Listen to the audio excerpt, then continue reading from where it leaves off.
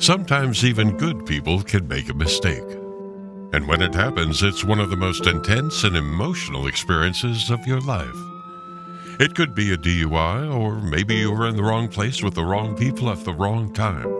Or perhaps you just did something stupid at the spur of the moment without even thinking, and now you're in trouble with the law. Well, you need experienced legal help right away so you don't become a victim of the criminal justice system. Even good people can make a mistake, and if you, a friend, or loved one has been accused of a crime, don't make another mistake by hiring the wrong attorney for the kind of help you need. You need to visit toddjohnslaw.com. That's toddjohnslaw.com, and then call Attorney Todd Johns today. Attorney Todd Johns has decades of experience helping good people like you who have made mistakes or bad decisions and will stand by you every step of the way. toddjohnslaw.com.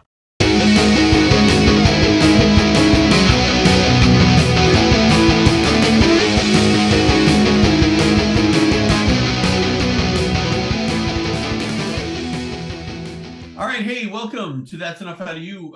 Sean, this episode that we are going to air this week, just wanted to kind of break in before we actually show the episode. We recorded this a few weeks prior to RFK Jr. making his announcement that he would be dropping out of the race and essentially endorsing Donald Trump. So this episode is with Bruce Torres and Rick Otto, and there was a lot of conversation about RFK Jr. and Sean. They obviously were supporting him for president, but we decided we will air this episode in its entirety as it was originally recorded. And well, sure, Billy, because we want to give Bruce and Rick the respect that they deserve, because right. They asked us about it after this happened, and we said we're going to air it as usual, but then at the end, what we're going to do is we're going to say our opinion about RFK Jr. So just let the episode ride, and then at the end, don't turn it off, because me and Billy are going to have a lot to say about RFK Jr. And then we'll bring Bruce and Rick back, certainly, and we'll give them their time to say what they're thinking about this. But this is just strictly going to be our opinion at the end. So stay tuned for that. Yep. Yeah, and Bruce and Rick are great guests, and we sure. really appreciate their the insights and the all the knowledge that they bring to our program. So I don't want to make it seem like we're there's anything negative against them. It's just that we definitely have some strong opinions when it comes to RFK Jr. So all right, Sean, we'll let the episode air, and then make sure you stay tuned after the episode is over for us to come back with our thoughts. All right, welcome to That's Enough Out of You. I am your host, Bill Rader, and joining me, as he does each and every week here on this great podcast, is my co-host, Sean Kane. Sean, what's going on today? Billy Raids, how you doing, buddy? We got a big show today. I mean, we got so much star power on this show. I don't know. I hope our systems could handle it. I mean, we got some big time. We got the dynamic duo today. We sure do. So I'll introduce them in the order that I see them on my screen. So first we have a man who we've been on his show a few times. Sean, you did a solo appearance on Bruce Torres's new show, Reality with Bruce Torres, which is you can find that on Rumble. I'm just reading the screen behind you, Bruce, on Rumble and all the usual podcast platforms, and also the author of God's School, 9/11 and JFK, The Lies That Are Killing Us and the Truth That Sets Us Free. So welcome, Bruce. Welcome back. Thank you so much. Very excited for this conversation. Yeah, great to have you. And another returning guest, a man we've had on many times before, author of a trifecta of wonderful books, Rick Otto. Rick, how you doing today? Doing great. It's beautiful in Maine. We're in the 70s and no humidity. Nice. It's always beautiful in Maine. Yeah, fantastic. All right, Sean, we've got a lot of different topics that we're going to be talking about today. What do you want to get to first? Well, you know what? Let's start. I want to get into Project 2025 because I've been reading it, and I want to go over some of the items. But before we even get into that, Billy, I just want to throw a couple of things out there. We've been under attack lately. YouTube's been attacking us, putting disclaimers on, gotten our videos. Facebook and Twitter's been, we've been under attack. They're deleting posts on us and locking accounts, all kind of stuff. And we've recently had MAGA people that are deleting us and leaving us from Patreon and stuff. And listen, they're the most sensitive people I've ever seen. And we went 8 months, maybe 9 months, Billy, without even mentioning Trump on our show, and we were still getting attacked by MAGA people, right? So what we did was we defended our position. And I do want to talk about Project 2025 because I think it's important. I think it's pure fascism. Trump is trying to distance himself from it, but he's mentioned in it, hundreds of times. He's mentioned by name. All his people put it together, and I want to talk about, because I did read it, and it was kind of like reading the Warren Commission. Very hard to read because they'll put a bunch of nonsense in pages and then one key sentence in the middle of nonsense, and that's what they did, and that's why it's 900 pages, because it's a lot of filler, a lot of garbage. But I did do specific page numbers that I want people to read for themselves. So I just want a couple minutes to go with that, and then we'll get into Project 2025 and my theory on Trump was an intel operation right from the beginning. And that's what I think. I still think it. And I think he's backed by the intelligence community because he's such a polarizing figure. He's got both sides fighting with each other, and nobody's looking at the intel community, who actually gets stronger under 2025 project, which I'm going to talk about now. But first thing I want to talk about, and I'm just going to go through this with the page numbers real quick for people to read on their own. I'm not going to go into detail on it. I want people to read it. Talking about the Department of Education and gotten the Department of Education. It's on pages 346 to 355. The total destruction is on page 353. People could read that for themselves. Talking about gutting Social Security, Medicare, from page 691 to 707. You got to read because there's so much garbage filler in there. Then let's see, we got page 698, talking about raising taxes. This is important. The elimination of the anti-discrimination protections for minorities, page 684. If you care anything about the climate or the environment, I would read page 694. Very important. There's also a little bit on page 17, an overview of it. Let's see. And then this is important. When I talked about the intelligence community, they actually get stronger under Project 2025. Here's a direct quote I want to read. On page 241, the president tasks the director of Central Intelligence with significant broadening of recruitment and the ability to recruit more private sector experts. So great. We get more Guy Bannisters, David Farries, maybe a couple more mob guys. I mean, fantastic. Number 7, I got here is immigration on page 546. If you want to see what they want to do with the immigration, go to that page. And then if you're a veteran, you want to see what's going to happen to your veteran benefits, go to page 648 and see what that is. If you're a union member, you might want to check out page 81. Now, there is one good part. I want to be a little bit fair here. Page 874 has something about the protection of children on social media, which is something that should be done anyway.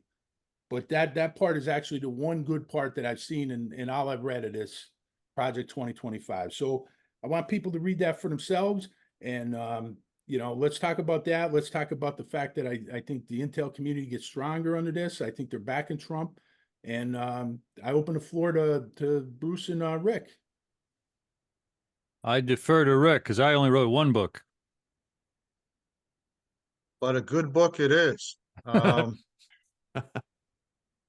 Essentially, it also reaffirms the unitary executive doctrine that came to fruition during the Bush administration, that the president has complete control over the executive branch and has emergency powers during a national security crisis or a war that allows him or her to suppress the Constitution of the United States, which is extremely dangerous. It was dangerous then. It got us into wars that were unnecessary. Yep. It cost trillions of dollars. And by it's hard to imagine giving the intelligence community more power, because it seems to me um, they have so much power that even the presidents are scared of them. Absolutely. And we talked about this in prior podcasts. Chucky Schumer admitted on Rachel Maddow that Trump should be scared because he was criticizing those agencies, and they had 6 ways from till Sunday to get back at him. And of course, the follow-up question by her never happened, which is, I thought the president was in control of these agencies and they worked for him. But apparently they don't. And those of us who have researched the JFK presidency and his assassination know how dangerous they can be, working under the cloak of secrecy, allegedly engaged in national security interests that benefit America and the world, and which we know the paradox is that they don't. So I also saw this as a fascist document, but it's not something new. Um, James D'Eugenio wrote a great piece that I read today, part Yeah. 4 of The Rise of the Neocons, Right. and Senator Scoop Jackson and the stuff that came out of the Nixon administration. And if you remember, he didn't talk about this specifically, but Nixon and Roger Ailes were good friends, and they talked about creating a conservative network that would spread conservative propaganda that would solely be an extension of the Republican Party. And that manifested in Fox News. And then, you had the rise of the neocons in the Reagan administration. The beauty of James D'Eugenio was I intuitively was going to talk about these things, and I just happened to read that piece, and then he gave me all these details I Right. didn't know about because he's such a great researcher. But essentially, those neocons basically overthrew the Alliance for Progress in Latin America and ran this horrendous program. They got rid of détente and started a new arms race. And essentially, the Heritage Foundation was writing a lot of the concepts that ended up in Project 2025, and many of them showed up during the Bush administration. And they had a document during the Bush administration that was very similar to Project 25, that had been started in the late 90s, called the New American Century, the Project for the New American Century, and the expansion of NATO. And so the neocons basically don't believe in a multipolar world. They want complete domination by the United States. They feel that because we're an exceptional nation, the so-called indispensable nation, we have the right to use whatever power we have to suppress the interests of other countries. They have to stay in line, and they will not accept any challenges. And that's why there's a war in Ukraine. And that's why there's all this rhetoric about getting into war with not only Iran, but China, is that those countries are dissenting, fighting back, and trying to exert their own influences. Bruce, the floor is yours, my friend. Well, I would ask Rick, do you agree with the assessment that the Biden administration, and you could even argue Obama's, is as much in grips of the neocons as, the Bush or W or Trump? Yes, I would, because the Obama administration, first of all, started the second Cold War, even though he admonished Senator Mitt Romney when he said Russia was our #1 enemy, and he told him that he was living in the past, and then he went about creating the circumstances that created the second Cold War. He placed missiles in Romania and Poland. He basically allowed his Vice President Joe Biden and Victoria Nuland to organize a Ukraine policy that led to the war that's going on now. Mhm. And then Joe Biden surrounded himself with basically the same neocon swamp creatures that were in the Bush administration. I mean, Robert Kagan, who was a very conservative journalist, but a very big influencer in Washington, his wife is Victoria Nuland. And she was the architect, or one of them, Samantha Powers, to go into Iraq and other countries. And the Jake Sullivan is there. you know, a lot of neocons surrounding Joe Biden. And of course, Joe Biden, although some people might defend him and say, well, he wasn't, he was cognitively impaired, and that is obviously true. And many of us who've been researching this had known this years ago, but he was always a war hawk. So Yeah. a lot of the things that they were advocating, he was in agreement with. In many ways, he Yeah. was very similar to Henry Scoop Jackson. He believed in American exceptionalism, and he never saw a war he didn't like. There you go. And it's great, Sean, that you want to dissect Project 2025 because it's of great concern. But it's almost like chapter 2. Chapter 1 is understanding. I believe Biden and Harris are pawns of the same agenda, and what you're doing is saying the emperor's got no clothes. Trump is no knight in shining armor coming in to do much good. And along those lines, I need to report on Whitney Webb's article recently. The man behind Trump's VP pick. It's worse than you think. Wow. And this is at unlimitedhangout.com on July 18th. And that was the title. And in this document, in this article, Whitney Webb, who's a great researcher and author, she describes Vance's backing by Peter Thiel, PayPal co-founder, but also the funding behind a company called Palantir. And she teaches how Palantir is the private version of what the government wanted to do with total information awareness, which was about 20 years ago, implementing something called Main Core, which the scoundrels behind Iran-Contra were formulating in terms of the continuity of government, which was basically a database of Americans who could be rounded up. They're designated as troublemakers. And Whitney's recent article is a huge teaching about the companies that are funded by Peter Thiel, who backed Trump in 2016. He's behind Vance. He's behind Trump, and that a new Trump administration could put the already unconstitutional and terrifying surveillance state we live in on steroids. Wow. That's scary. Wow. Also, You know, and also you could go to Jimmy Dore on YouTube I got it right here, July 20th. He interviewed Whitney Webb about that article. So, there's the video experience of the same lessons. Yeah, I'd also point out about, and then I'll go into some of the things you said, Bruce, about Project 2025. Is there's the religious right, the moral majority type of doctrines, Jerry Yeah, I didn't get Falwell and into so that forth. much. They're incorporated in this Right. Project 2025. And so the separation of church and state is eviscerated Gone. if Totally this gone. document was implemented. Right. In terms of Trump, he's surrounded by Project 2025 people.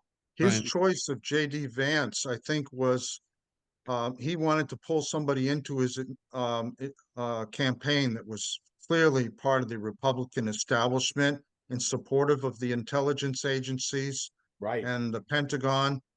And so he's no populist. And you know, I think it really hurt Trump. I was very fearful because I didn't know where Tulsi Gabbard was going and what she was doing. But if he had chosen her, we might, that might have been game over. We might have been stuck with another Trump administration, which I believe, unless Tulsi Gabbard could reel him in somehow, would be a disaster. But I also feel the same way about Kamala Harris. I'm not sure she's competent to be president of the United States. I'm not saying she's stupid, but I think she's ignorant, and there's a difference. She doesn't read all the books that are behind you, Sean, and she doesn't have a nuanced understanding of international foreign policy that at least Joe Biden had, even though I didn't agree with his ultimate decisions and the way he viewed America's role in the world.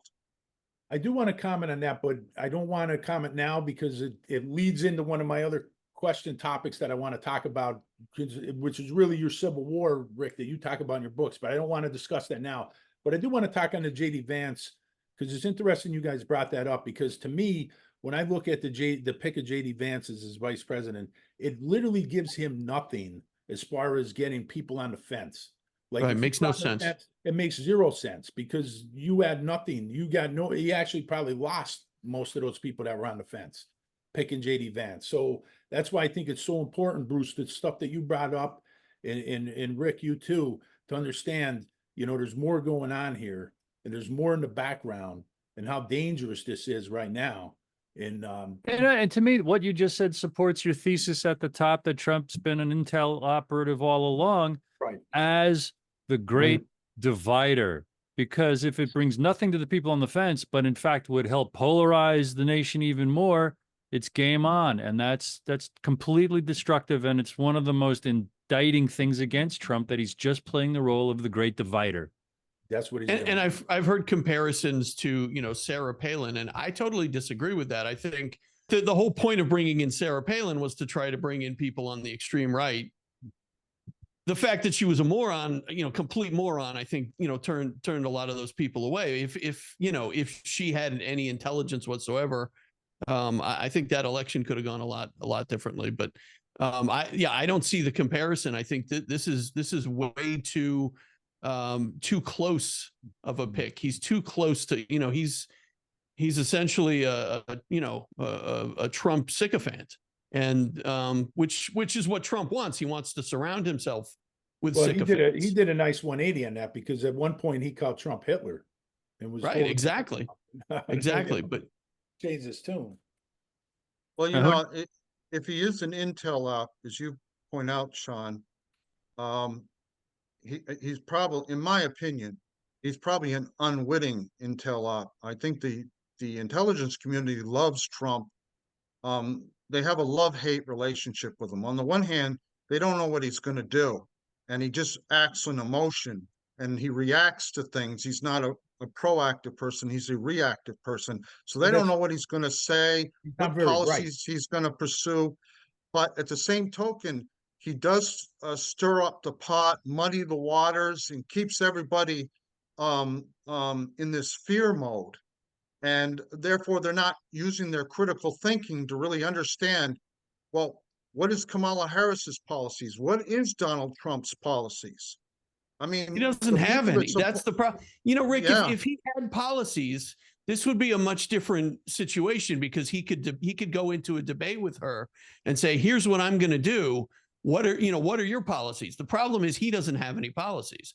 His policy right now is I'm gonna get the people that have been speaking out against me the past 4 years. That's his policy. He doesn't have anything to present to the American people. He's got no foreign policy. He's got no domestic policy.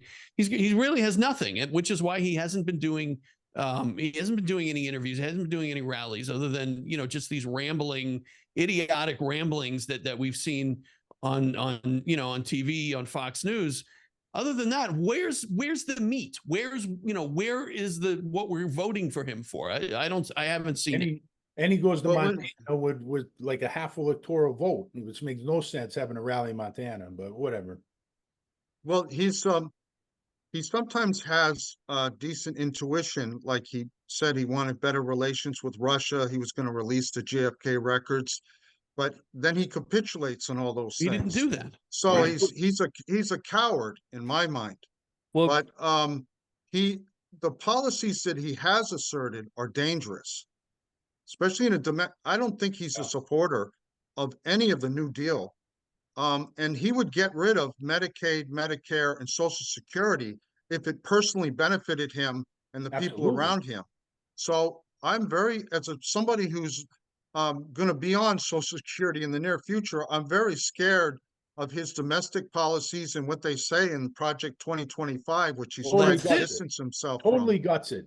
That's his right. That's his policies, Project 2025. But he's already said he doesn't have anything to do with that. Although, and then the very next sentence, he said, "I like a lot of the things in it." So if he has no idea what it is, but he likes a lot of the things in it. On his campaign site, under policies, he's got a list of about 30 things. And then you click on Project 2025 and they're listed right in there. Right. But thanks to Sean, who actually went to those pages. So you've substantiated, Sean, your claim about how he's going to gut this and that. I can't wait to go into those pages, because that's as serious as a heart And I attack. got to say, it was a know. tougher read than the Warren Commission. There Oh. was more nonsense in that than the Warren Commission, if you could believe that. Yeah, but the proof is in the pudding. Trump's first administration, he filled it with a lot of swamp creatures. He didn't do what he said he was going to do. I remember I think it was the day after he was elected, he deflated the giant balloon of enthusiasm for him by saying, within a couple of days, I'm not going to prosecute Hillary Clinton. We just imagined for a year and a half that he would. So that took the steam out of him right there for many, many people. Now he came out the other day and said he protected her on purpose. Did you hear that one? What did he? How did he just? No. I protected her. He said, "Did you heard that? Didn't you, Billy?" No, I didn't hear that, Sean. Where was that? I don't know. One of his rants. Somebody sent it to me. I don't know. Well, he claimed he was going to drain the swamp, and then he brought John Bolton in and a bunch of corporate people. Don't forget about Pompeo. Pompeo's like deep state. And then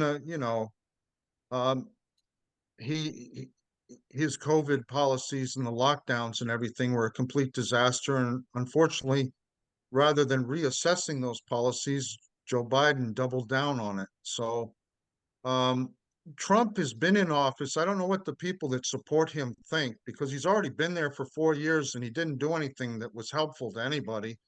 150 historians have already rated him the worst president in history. I hope I don't offend anybody, but I think Joe Biden's going to be right down there in the bottom 10, as well as George W. Bush. So, 3 out of the last 4 presidents have been horrible for this country. It kind of reminds me of the narcissist type of emperors the Roman Empire had at the end when it went off the cliff. These people couldn't do anything to help rebuild the republic, and all these opportunities they may have had, they let slip away. And this country, if we don't start electing people that are really going to make change and really go after the systemic structural problems that exist in this country that have been made worse, like Supreme Courts like Citizens United, which has totally corrupted the system even worse than it was before that, in terms of the amount of money that's going into Washington and how many of these senators and congressmen and women are purchased by special interests that have no consideration or no common interests with us on Main Street, then I think this country is going to be in a very dark place in a few years. And not to mention the foreign policy disasters that could happen in the Middle East and in Ukraine if they keep provoking Russia, if they keep giving Israel a blank check and taunting Iran. I'm fearful that something could end up being like a World War I situation. If you've ever read Barbara Tuchman's book, The Guns of August, how these entangling alliances dragged everyone into a war that they didn't want. And then they didn't know how to get out of it.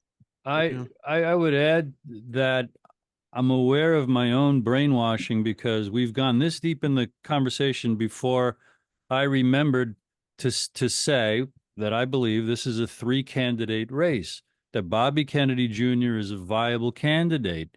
And I have to declare my impression and belief that of all the candidates, he comes the highest to seeming able to do the entire list of what I wish a president would do. Like you just said, Rick, 3 out of 4, I'd say 4 out of the last 4 have been turds. They've just been phonies and pawns and actors. And we are in late stage empire rot, where our emperors or presidents can operate in a very tiny bandwidth where they're allowed to operate. The momentum of our lives and institutions is unassailable, meaning there are industries and interests that run this country to the detriment of the health and the freedom and the happiness of Americans and the world. And Trump came into those of his fans and did maybe 9% or 8% of what a president could do, whereas for the last 50 years, presidents have done 1 or 2 or 3% of things that a president could do. The mainstream media only talks about this tiny bandwidth of things, the cultural issues, the things that are dividing us. According to the mainstream, that's the only thing that's going on in America or in the world. And here's Bobby Kennedy Jr.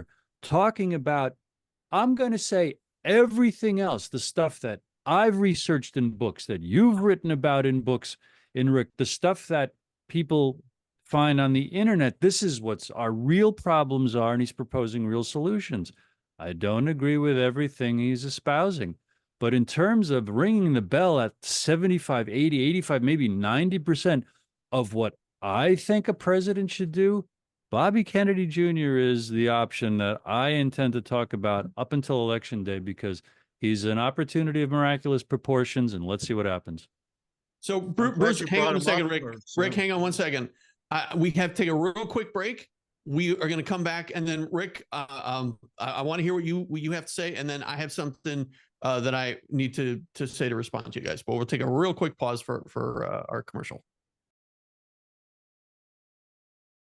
And we would like to thank our sponsor, Gracious Day Grains. Sean, you like to eat healthy, don't you? Always, buddy. I try to eat healthy as much as I can. Yeah, and there is nothing healthier than what they call like farm to table, right? So when you can get something right from the ground and make it and then put it right on your table. And Gracious Day Grains, they have a tremendous selection, and it's totally organic. Everything is, they don't use any sort of herbicides or pesticides or anything like that. They have a bunch of different products on their website, Gracious Day Grains. So if you go to graciousdaymilling.com, you'll find a bunch of great stuff there, Sean. Yeah, you will, Billy. And it's owned by Tom Maxey, who's a great guy from Virginia. He's a truth seeker, just like me and you, buddy. And Tom's growing philosophy follows the wisdom of farmers of centuries past. And a quote from Tom is, "If we practice the right rotations, we exclude the bugs and weeds without needing herbicides or pesticides." So, I mean, this is great, Billy. I mean, what he's doing is fantastic. There's cornbread mix, there's cornmeal, popcorn he sells, buckwheat Sean, have you had buckwheat pancakes? No, buddy. Oh my, they're delicious. I love buckwheat pancakes. And Gracious Day Grains sells buckwheat pancakes. Just go to their website and you'll be able to find all of this stuff there. You can order it right off the website. You can find out all about how they farm and their whole philosophy, Tom's philosophy. It's great stuff. It really is, Billy. And one of the things he does is he grinds small batches at very low temperatures, which retains the flavor and the freshness.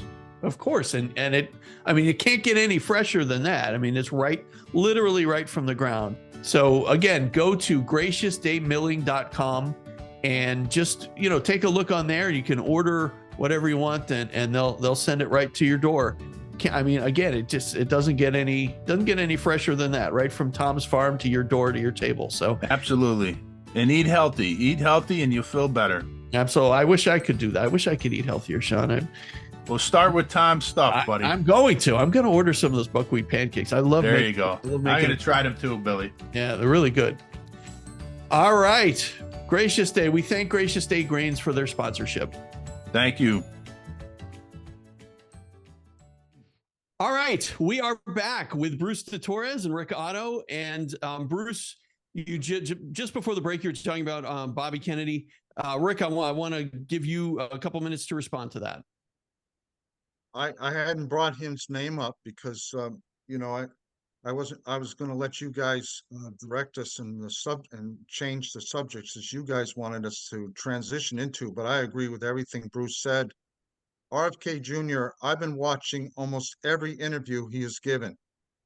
And although I talked about this on Bruce's reality show, I disagree with some of his views about Israel and the Gaza conflict, but I also think that if he was in there, he would try to find every way he could to find a peaceful solution to end the bloodshed.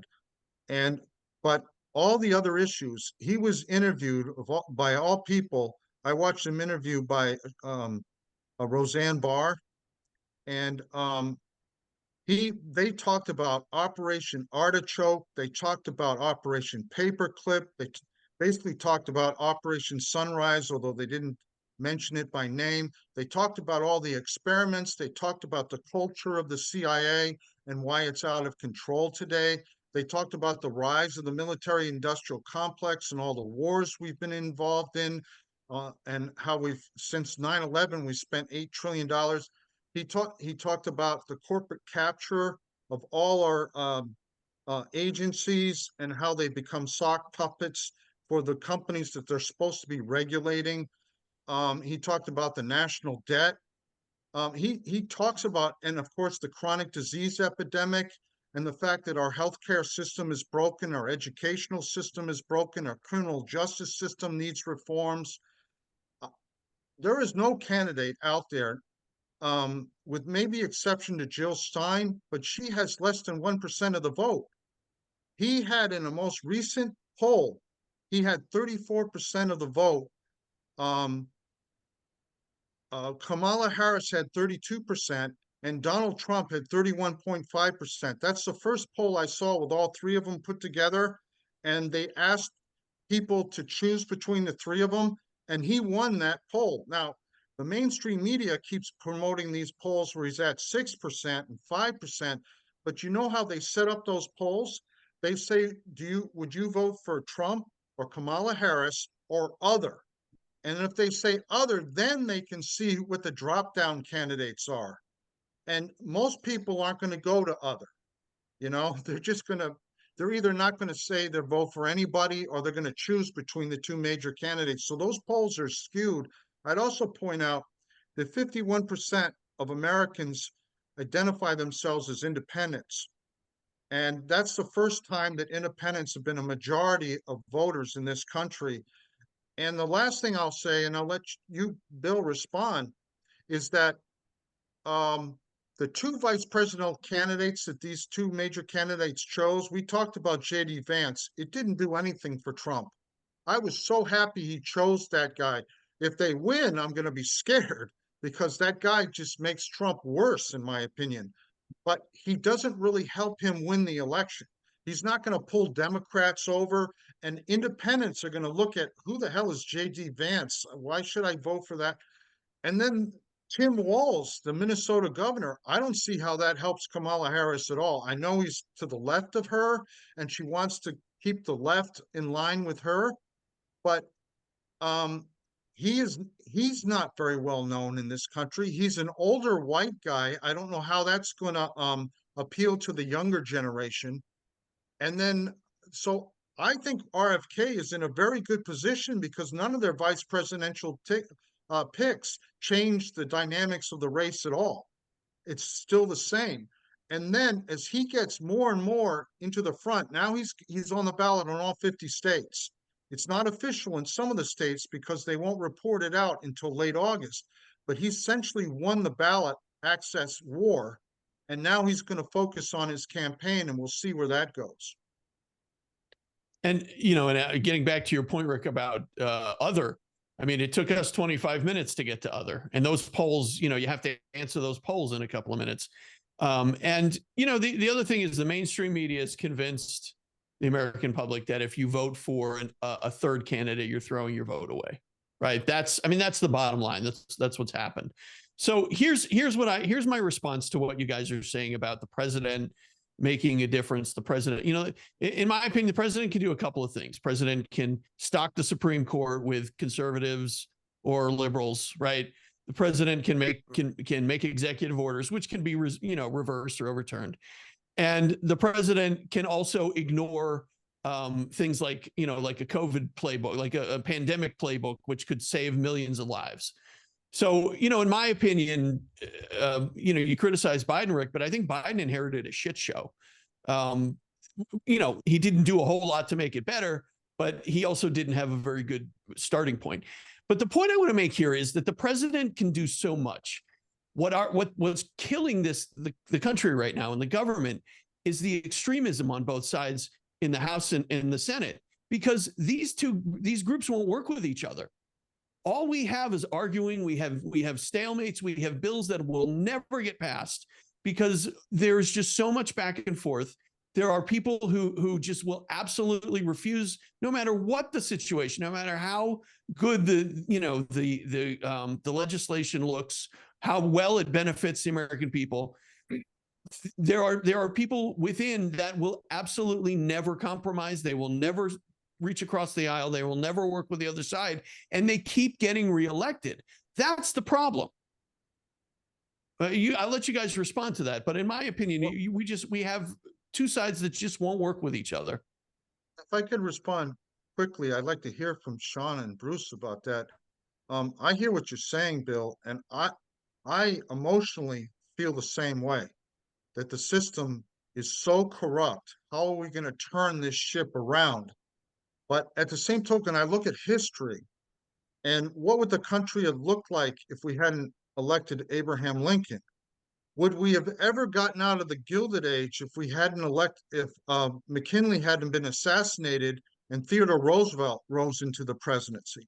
Would we have survived the Depression without another civil war or the elite cracking down on us if we hadn't had a Franklin Roosevelt during the Depression and then managing the war effort in World War II? And would we be talking about JFK as much as we do if he didn't have an impact and inspire millions around the world? So I do think who we elect in the presidency is important. Those people can make changes that are structural, that we live with. They certainly can be eroded over time. I agree with you. And certainly their executive orders can be overturned. But I still think these presidents had an impact. They saved us at critical times and enabled us to move forward in a better direction. And I think right now we're in that crisis and we need somebody to do that again. Unfortunately, it's always going to be, from generation to generation, people are going to forget all the ideals and all the battles that were fought at one time, and they're going to slowly fall back into the same old corruption, the same old propaganda and views of the elite as they try to recoup all that power. But, you know, we have to renew those ideals, and every generation needs to stand up and fight for them because they aren't permanent. And there is constant change. And unfortunately, for 5 decades, we haven't had anyone stand up and fight for the common person. And so we're in this mess that we're in. And we're in such a bad mess that Barack Obama, as he told one of his friends at I think it was a fundraiser, he asked him, well, you know, what you're doing, what would Dr. King say? And he got up and said, you know what happened to Dr. King. Right. Well, we know that the presidencies, they saw what happened in Dealey Plaza. They reacted to that, and most of them have reacted in a negative way by limiting the scope of what they feel they can operate within. But what we need now, the thing about RFK Jr. Well, Rick, if I can, before I want to, Okay. you can count on me to bring right back to RFK Jr., but I do want to give Sean a chance to opine on Bill's assertion of the division in the Congress as being the gridlock that's really screwing us. Well, the thing is, this conversation is flowing so perfectly, and this is why I wanted Bruce and Rick on, that my answer is going to flow right into the next question that I have on the topic. So I want to give you the chance, Bruce. Let's just take a quick break though, and then Bruce, you could come back with what you got to say, and then we'll get into my next question, and which is kind of my answer and then my question. So let's take a quick break. That's Enough Out of You is also sponsored by Case Quattro Winery, featuring over 20 flavors of wine, from dry red, dry white, and fruit for your sampling pleasure. Case Quattro Winery offers entertainment, parties, and private events, now serving a full menu with a little something for everyone, including appetizers, salads, dinners, pizza, and desserts. Case Quattro has some of the best live entertainment in the area, with comedy and karaoke nights and live bands. Check us out on Facebook and Instagram for all of our upcoming events. And if you mention the code OUTA, that's OUTTA, you get 15% off of your order. located on Main Street in Peckville, Pennsylvania. Call 570-382-3855 for more information. And we thank Case Quattro Winery for their support. Over. All right, we are back with Rick Otto and Bruce Torres. And Sean, I know you wanted you had a point you wanted to get to. Well, I'm going to get to my point after let Bruce go. Okay. Because I got Yeah. my answer is going to be flow right into my question, buddy. I just Bruce, wanted go to, ahead. yeah, to what Bill said about the Senate and the House being in gridlock, being uncooperative, and being at a stalemate. That's been the case for decades. And even Ted Kennedy, in his memoirs in 2010, said there are forces that do not want the Senate to function, and he's speaking for both houses, because the status quo serves the entrenched interests that are in place. And that's why, returning to what I said earlier, the mainstream and the politicians you mentioned, Bill, who get elected, reelected over and over and over again, and they do nothing but quarrel. They quarrel about that 3 to 4% of those flaming cultural issues where you can't unite. Hence the gridlock. It serves the system as it has been co-opted by corruption 60 years ago after the assassinations in the 1960s. And to what Rick described, yes, we do need presidents who can matter. And I think Bobby Jr. is the first one in my, since the 1960s who represents a genuine threat. Ross Perot would have been awesome in the 90s. He was not allowed in. He was muscled and forced and manipulated, stonewalled and frightened out of being as effective as he could have been. But other than that, real candidates are marginalized. So that's why it's fascinating to see Kennedy has come as far as he has in the last year and a half of his candidacy. So what I got to say, and then I'm just going to tie right into my next topic. This is flowing perfectly. So I've said a million times that when they've killed JFK, they didn't just kill the man, they killed the office of the presidency. So you haven't seen everybody that took that office since they know what happened to JFK, and they know there's a line, and everybody in Congress knows there's a line you can't cross. But this ties to like this is one of the biggest problems I have with the MAGA people is they think that Trump is this rebel, and they think that the deep state, Trump is always out there with the deep state, and they think the deep state is only controlled by the left. But if you go back to the history, going back to Allen Dulles, all these people who actually created this invisible government, this what Fletcher Prouty calls a secret team, all those people are right-wing fascists. Allen Dulles, James Angleton, I could go on and on. Lansdale, Rockefeller, all of them were right-wing Republicans. DuPont, Morgan, all of them. So what Rick talks about in his books, the Civil War that was created, if people are upset with the way the Democratic Party looks today, blame that Civil War. Blame Dulles, J. Edgar Hoover for operations like COINTELPRO, Operation Chaos. They pushed the party to a position where they wanted it. So, and actually, when you two guys are talking about extremists, when you get extremists on the left and the right, they get so far to the extreme, they actually meet each other when you think about it, because they actually find a line where they could coexist. And the thing is, the problems that we have, I don't think can be solved anymore by one person. I don't.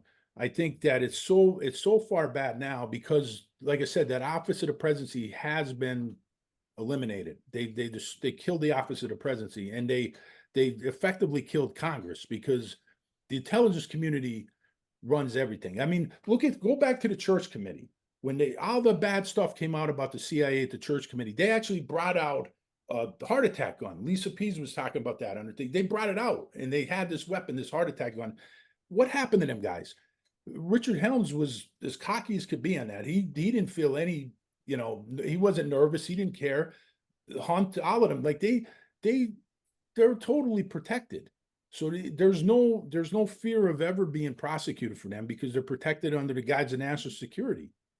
So to me, like what I'm trying to point out is that the Democratic Party, if people are upset with the way it is, it makes no sense to me for people to go to MAGA, because I mean, they're in that position because of the Civil War, Rick, that you talk about in your books. Those operations, Chaos, COINTELPRO, and they necessarily weren't working with each other. Hoover wasn't working with Helms.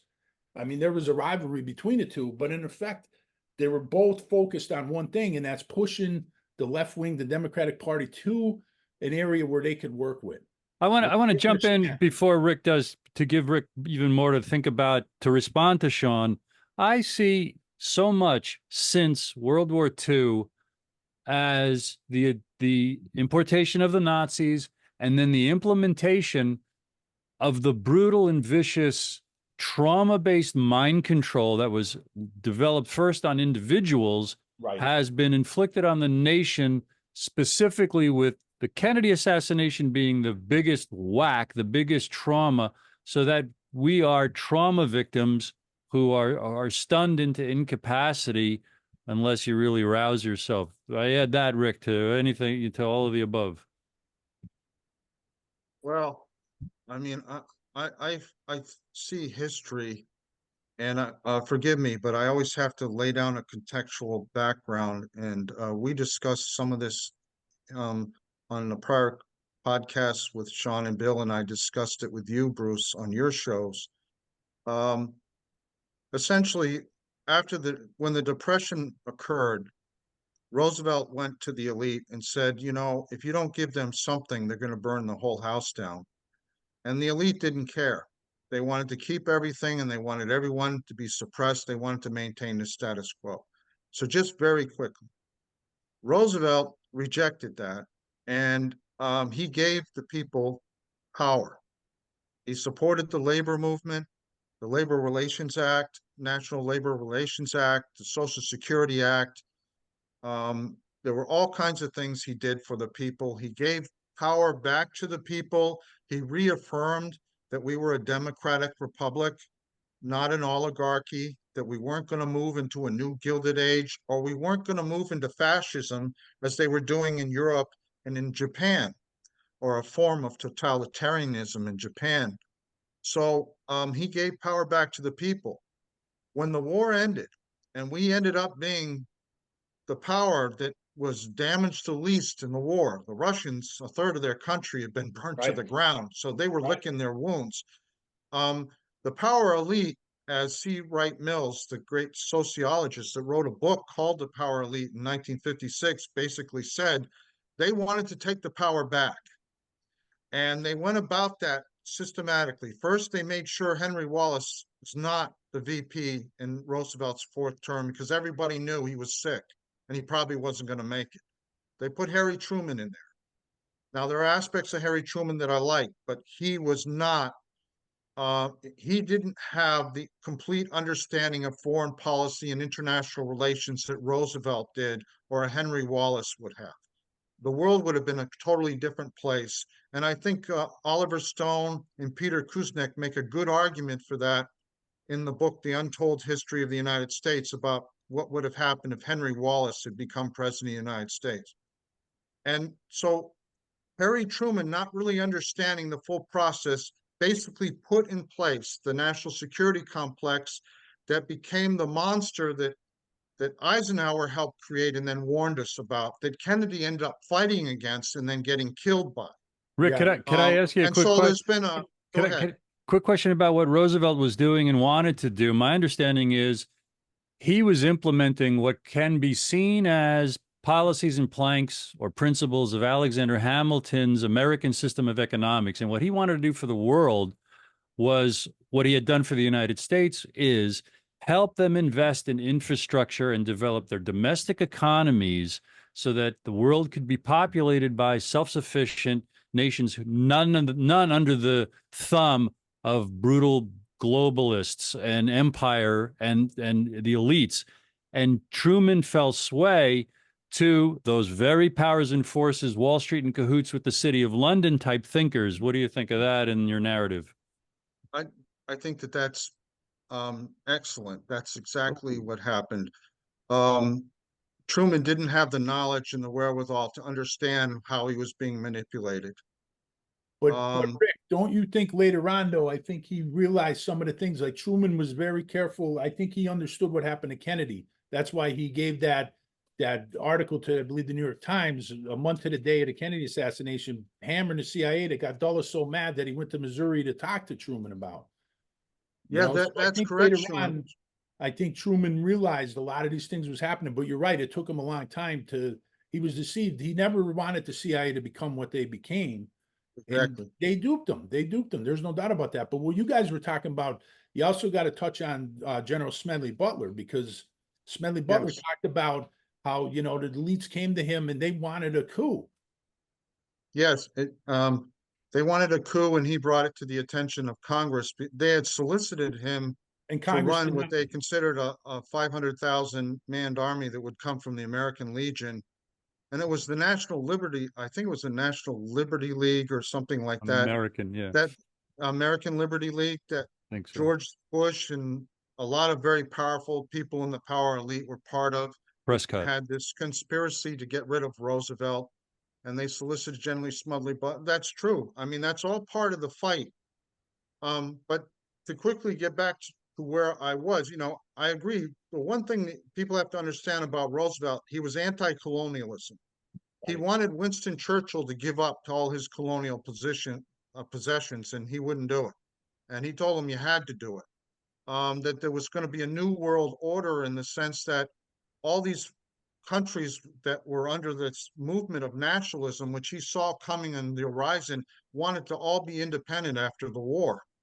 And that he saw them joining an international organization, which became the United Nations, that was going to be more cohesive and more powerful than the League of Nations, and therefore in a better position to prevent wars, where the League of Nations was not able to do that. And he also wanted to make a second Bill of Rights in the sense that he wanted everyone to have a home, a job, and health care, which John Kennedy expanded on and was moving in that direction. And even in a New York speech he gave at the Coliseum there for the New York Knicks, he basically talked about universal health care. But then he said, hey, don't get too nervous. My plan is just focused on giving health care to the elderly. But he talked about the British system and how they had a national health care, and that would be something that we may have to consider in the future. So he was going to expand Roosevelt, and he was going to give power, expand the power that was Roosevelt had given to the people and give them more power, because he saw his role as president is to not be beholden to special interests, but in the interest of the American public. And he was supposed to represent those people, the vast majority of Americans who had no lobbyists, who had no influence on Capitol Hill. That's why he saw his position. He also saw his position as it was primary in our foreign policy to have a foreign policy that was not only in the interest of the United States, but in the interest of other countries. Because people will only follow agreements if it's in their interest. If you're forcing them to do something, at some point, they're not going to continue to engage or in dialogue or cooperate with that treaty. So he kind of what you're describing, Rick, briefly, is Kennedy's authenticity and integrity. Simply, yes, as president, he wanted to preside over an America that fulfilled the ideals in writing of the Declaration and the Constitution and the Bill of Rights. It's a matter of integrity. Yeah. he wanted an exemplary nation. And this is where the Civil War in the 60s came in, because he was reasserting the Roosevelt Revolution and even going beyond it, as Donald Gibson said, because he was coming up with a plan, and he was so popular and he was so charismatic, they were fearful he was actually going to do it. And once he didn't have an election to worry about anymore, they thought he'd be out in the open, running through the fields, and they couldn't control him at that point. It's going to tie into my next question, but also Bobby coming behind them. The elites, the power, the secret team, whatever you want to talk about. They're looking at 8 years of John Kennedy, maybe 8 years of Bobby, and then who knows, maybe Teddy behind him. I mean, they're looking at a Kennedy dynasty that is the opposite of what everything they want. And one of the things, Bruce, you mentioned before about Nazis and everything. And one of the important things, I just had a conversation a couple of weeks ago with David Josephs. I don't know if you guys are familiar with David Joseph, but he's a premier expert on the Mexico City. And he contacted me when we did our episode, and we're going to have him on. But one of the conversations I had with him is He said that people got to start looking, when you look at the conspirators to take out Kennedy, one of the big things that's overlooked is these guys had such a fear of communism and such a hatred of communism that they would deal with the Nazis before, they would look at the alliance with the Nazis as important in taking out the communists. And they would look at the JFK assassination, taking him out as an extent of this war they had on communism, because Kennedy was, in their opinion, too soft on communism. He was detente with Khrushchev, detente with Castro. And to him, in their minds, not my words, their words, he was a traitor. And wanting to pull troops, wanting to pull out of Vietnam. And sure, and it ties into Vietnam as well. There's a huge door to open about who and why Kennedy was killed, and I'll just allude to it to allow you to shelve it and continue on the way this is already developing. But it's the research that indicates that his assassination was set up possibly even decades in advance, because they wanted to symbolically kill the king when they could at the time to make the maximum trauma on the United States, along the lines of what I said earlier. And you guys are probably familiar with that line of thinking, and I'll just mention that. But also the issues we're talking about right now can be seen from from centuries and a mile-high view of the forces of colonialism, empire, exploitation that are ancient, but really the British were running from the 1500s on, right? And and squelching Kennedy as an exponent of Hamilton's, again, his American system of economics, to not only stop the United States from being an independently sovereign and wealthy country that would to stop the U.S. from empowering all the nations of the world, so as to dilute the power of the ancient, oligarchs basically in the city of London and, their major partner on Wall Street. Sure. Well, I agree with that. Rick, Go ahead, Sean. Let's just take a quick break. Take our last break, and then we'll get back. There's one more topic I want to tie into, but I'll give you, Rick, the floor as soon as we come back. Billy, hit it up when we come back. All right. Absolutely. Or we'll be right back. DK's Corner has moved. Come see us in our brand new location at 201 Cherry Street in Jessup, Pennsylvania, right across from the Jessup Plaza. Enjoy a brand new menu with hot and cold sandwiches, soups, salads, pizza, delicious breakfast, including breakfast bowls and sandwiches, specialty coffees, and DK's famous Razzle Dazzle flavor shaken espressos, and still the best cheesesteaks around. Follow DK's Corner on Facebook and Instagram, or call them at 570-209-0278 to find out about their daily specials and catering. And DK's Corner now has beautiful outdoor seating for the summer. Don't feel like leaving the house? Call DK's Corner for delivery. And we thank DK's Corner for sponsoring That's Enough Out of You. DK's Corner. That's Enough Out of You is sponsored by Carfecta, Scranton's premier destination for finding the vehicle of your dreams. With a commitment to service, value, and selection, Carfecta is your trusted partner in every step of your auto purchase journey. Our sales staff will work with you to select the perfect vehicle from our diverse inventory. Our friendly office staff will assist you in securing financing and offering warranties. At Carfecta, our dedicated team is here to make your car buying experience seamless and satisfying. Located in Scranton, Pennsylvania at 220 South 7th Avenue, or call us at 272-770-0080 and check us out on Facebook. With years of experience serving the area, our dealership is dedicated to offering high-quality pre-owned vehicles to our customers. From the moment you walk through our door, we're committed to providing you with a great car buying experience. With our skilled sales staff and financing options, we'll help you get the vehicle you want at the great price you deserve. Visit Carfecta today and let us exceed your expectations. Are you thinking about selling your house?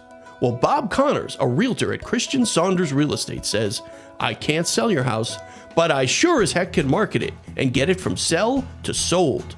Call Bob today for great marketing and to get a ton of eyeballs on your house. Are you in the market to buy a home? Not sure where to start?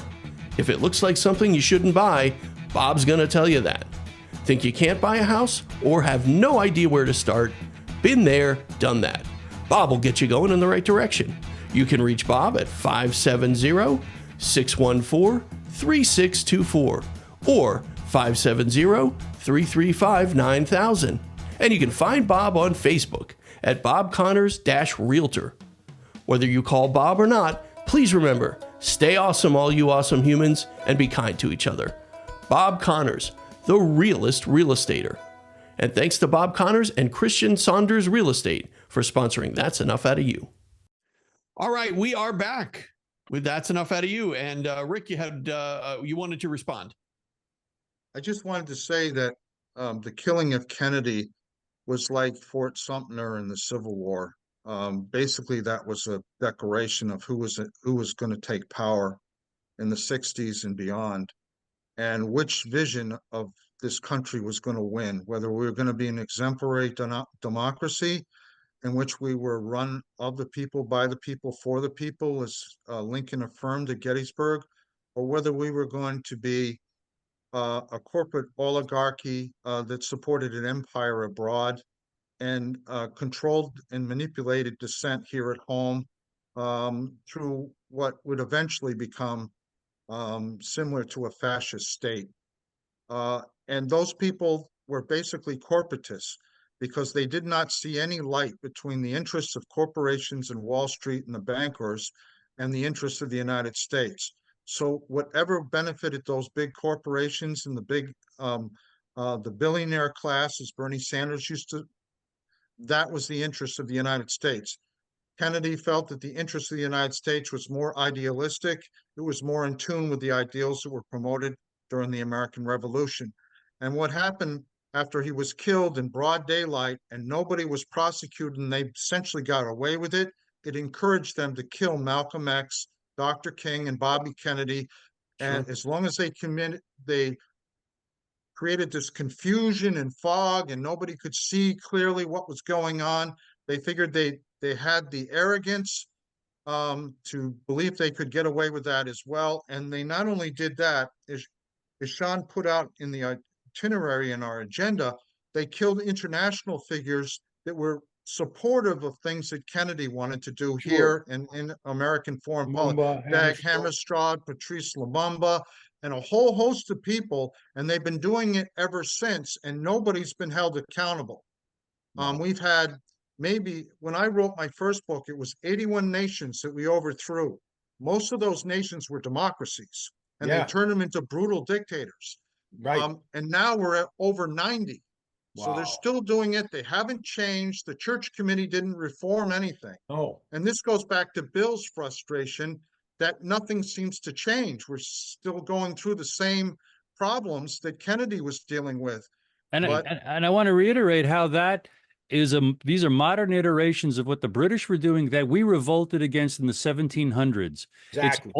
They co-opted Wall Street and America in order to inflict on the world the exact same colonial policy, which is control a country, a colony, a subject country, prevented from developing its own natural resources with manufacturing and its own domestic economies, keep it poor, reward the puppets and the stooges, the quislings, who are the oligarchs of that individual country, extract its natural resources for the development and processing and profit making of the empire, and sell it what it needs in manufactured goods. So it's a totally dependent slave. So we've been fighting the American Revolution every day since, because it's an ancient battle of those two impulses, might makes right, or the revolutionary idea that people have rights. And that's our hope, actually.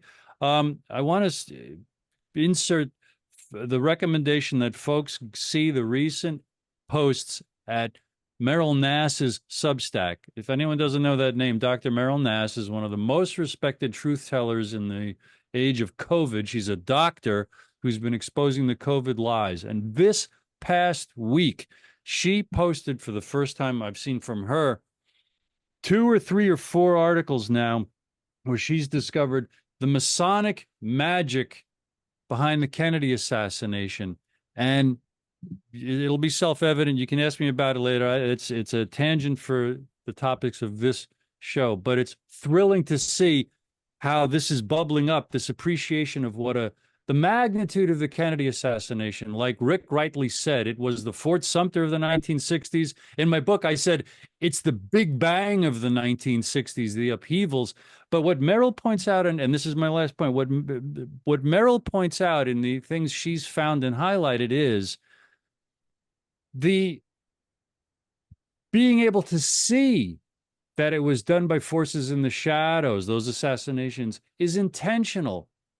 For them to mock and put in our face, see, we can kill your presidents and your senators and your best candidates and your best people like Martin Luther King anytime we want. And there's nothing you can do about it. We've been demoralized and dragging our ass ever since. And these shows and authors like Rick are invaluable to fire us up. Absolutely, Rick, and Bruce, and it tells you this is why Alan Dulles could put in his day calendar there that he was at the farm the weekend of the assassination. He doesn't care. He wants people to know what happened. He wants people to know, hey, I did this. You can't do nothing about it. You know, and that's how arrogant the guy was. And you can see this when you go back to the church committee and you see Helms there. You see how arrogant he is. You see how arrogant Angleton is in interviews, in Lansdale, and these people, they know they're untouchable. So they're as arrogant as could be. But you guys, when I wanted you guys to come on, this is going as good as I imagined, because I knew putting you guys together would be perfect for this. And it's flowing right into my next topic I want to talk about outside of JFK. And we touched on it a little bit, but the other assassinations, the impact, RFK, Malcolm X, and even the international ones with Lumumba and Dag Hammarskjöld, and those impacts, because the RFK assassination is kind of overlooked because it's so important. Because when you talk about that train ride and you look at the people after RFK was assassinated, you look at their faces and they realized that was it. This was like our last hope. And you know, you can see the look on the demoralizing look on their faces. But that impact of that assassination is still being felt today. And when you look at nationwide why people hate America, you look at these assassinations, and Bruce, you talked about it, and Rick, 90 countries or whatever overthrown, and they were democracies. A lot of them elected officials were overthrown, and then they put a puppet in there. They've done this. You see this in Indonesia with Sukarno, right? And they put Suharto in there, a puppet. You see that in the Congo, get Lumumba out, they put Mobutu in there, in Soshimbe in the Katanga. And you see this all through. You see this in Mossadegh in Iran, because he wanted to nationalize the oil. You see that with Arbenz, with United Fruit in Guatemala. You see this. Zelensky in Ukraine. The impact of those assassinations. Let's talk about that, how it's still being felt today and how these operations are still being run today. And Bruce, you're talking about the British, I think is so important, because ironically, you know, America fought the revolution against the British and they became the British Empire. I mean, they're doing the same thing. It was the imperialism, it's colonialism. They're doing, you know, in other countries, it's neocolonialism. I want to let Rick respond to your question about the impact of those assassinations, and then I got good news to talk about the British and the implications of all that. Okay. Well, basically, they decapitated all the charismatic voices, including some in mid-level, such as Fred Hampton, Yes. that were galvanizing support to re-energize an America that reflected the ideals of its founding. And every time one of those leaders got assassinated, it basically demoralized people. And by the time Fred Hampton was assassinated, the left was basically in shambles. So much so that George McGovern got wiped out in the 1972 election. Sure. And he wasn't even really supported by the Democratic establishment. And after that, even though I thought Jimmy Carter was a very good man, very honest man, he didn't have a very inspirational presidency to me. He was kind of a centrist. And we all know now about Bill Clinton. And unfortunately, Barack Obama was a big disappointment. There was no hope and change, and he didn't run an open and transparent government. In fact, he was one of the most secret governments we've had, and he prosecuted more whistleblowers than any president, all the presidents combined. So, and he was a constitutional scholar at Harvard. So it was kind of ironic that he didn't understand that these whistleblowers were saying, hey, the Constitution's being violated. They're violating our privacy, our speech. And he still prosecuted all these people. So the left basically was in disarray. Now, I thought at the time when I was a teenager, and I was proud of my country because I didn't think any country in the world, certainly the Soviet Union, wouldn't air their dirty laundry out in the public with the church and Pike committees and the House Select Committees on assassination, even though a lot of their testimony was done in secret. A lot of it was done out in the open. And that heart attack gun, there's a famous picture of Frank Church holding the gun. Right, sure. And I think maybe Richard Schweiker or somebody's in, Gary Hart's in the background. Yeah, somebody. You know, and they very much basically it led to some reforms, but the Reagan administration threw all those reforms out the window. And the CIA was given under William Casey a blank check again, and they went frickin' wild.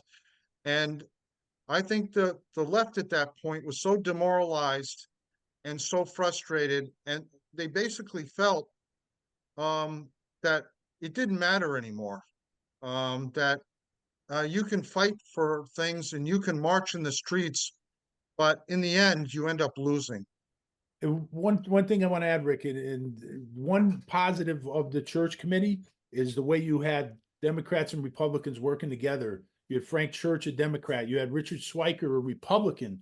Richard Schweiker, very outspoken of what the CIA did, and very outspoken of how they lied. And he basically says the Tenenbaum later that they CIA killed the president, is what he told Tenenbaum. So, and they worked together very good, but what happened is nothing was done after that. Nothing was done, but that wasn't because of Church and Schweiker. They worked very well together.